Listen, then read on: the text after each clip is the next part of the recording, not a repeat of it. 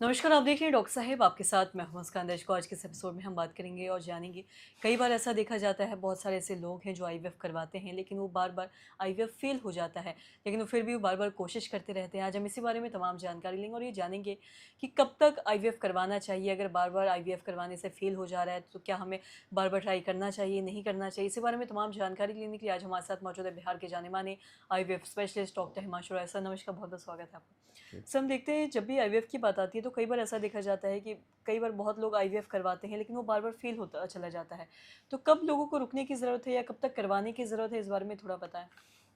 देखिए ये तो हम लोग पहले भी डिसाइड कर लेते हैं जब इसमें आईवीएफ करना रहता है, तो उसका जो बैकग्राउंड जो भी इन्फॉर्मेशन रहता है पेशेंट के बारे में, उसके एग्स के बारे में, स्पर्म्स के बारे में, यूट्रस के बारे में और बीमारियों के बारे में, और हम लोग डिसाइड पहले ही कर लेते हैं कि हाँ, इसमें कितना साइकिल्स हम लोग आईवीएफ ट्राई करने वाले हैं।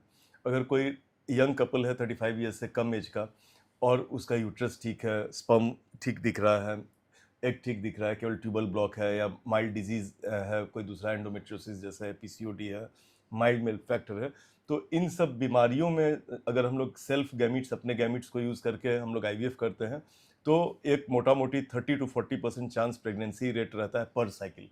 इसका मतलब कि 100 लोग जो ट्रीटमेंट स्टार्ट करते हैं, पहली बार में लगभग 25 से 30-35 तक डिपेंड करता है प्रोफाइल पे पेशेंट्स के, उन लोगों को प्रेगनेंसी होगी, बाकी 60-70 को फिर नहीं हो पाता है।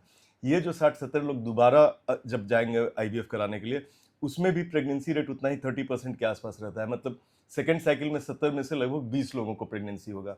तो इस तरह इसको हम लोग क्यूमुलेटिव प्रेगनेंसी बोलते हैं कि 2 साइकिल के बाद में लगभग 50% को प्रेगनेंसी होता है और 50% आधों लोगों को प्रेगनेंसी नहीं होता है। थर्ड साइकिल में जाएँगे, फिर 50 में से 30% मतलब 15 लोगों को। तो थर्ड साइकिल आते-आते जो मिला का प्रेगनेंसी रेट होता है, क्यूमुलेटिव प्रेगनेंसी रेट हम लोग बोलते हैं, वो 65% हो जाता है। बट पर साइकिल प्रेगनेंसी रेट सेम रहता है 30%, और ये पर साइकिल प्रेगनेंसी रेट लगभग 4 साइकिल तक प्लेटो रहता है, मतलब हर साइकिल में उतनी ही संभावना रहती है बच्चे ठहरने की। उसके बाद से वो थोड़ा गिरने लगता है, और ये देखा गया है कि 6 साइकिल आते-आते लगभग 90% ऑफ द कपल्स को प्रेगनेंसी हो जाती है। तो उतना धीरज होना चाहिए, आर्थिक सामर्थ्य भी होना चाहिए, बिकॉज़ हम लोग जानते हैं आईवीएफ महँगा होता है। माने बहुत गरीबों के लिए बहुत मुश्किल होता है कि 6 साइकिल का वो पहले प्लान कर ले। इवन वेल ऑफ भी लोग जो रहते हैं, वो 2 साइकिल 3 साइकिल में इकोनॉमिकली नहीं, तभी भी मेंटली या फिज़िकली हरास्ड इतने हो जाते हैं। उतना सपोर्ट सिस्टम हम लोग के यहाँ नहीं है, तो उसके चलते वो लोग इलाज बीच में छोड़ देते हैं।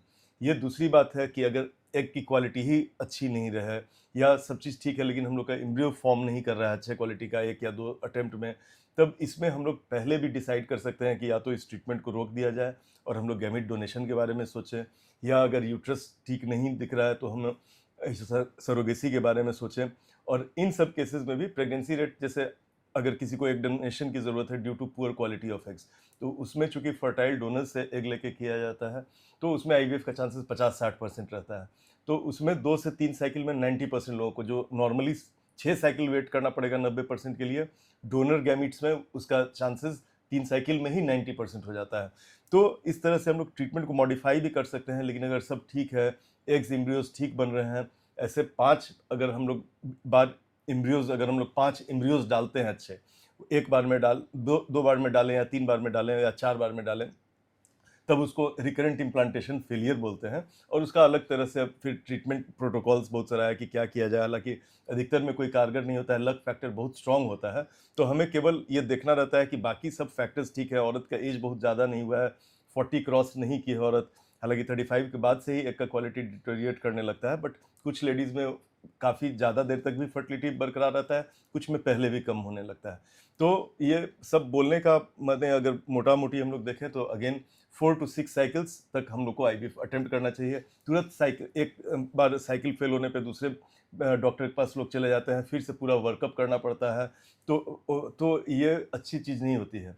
हम लोग अपील करेंगे पेशेंट से भी, जो लोग देख रहे हैं या जो लोग ट्रीटमेंट के बारे में सोच रहे हैं, कि आप जो सेंटर चुनना है पहले चुन लीजिए।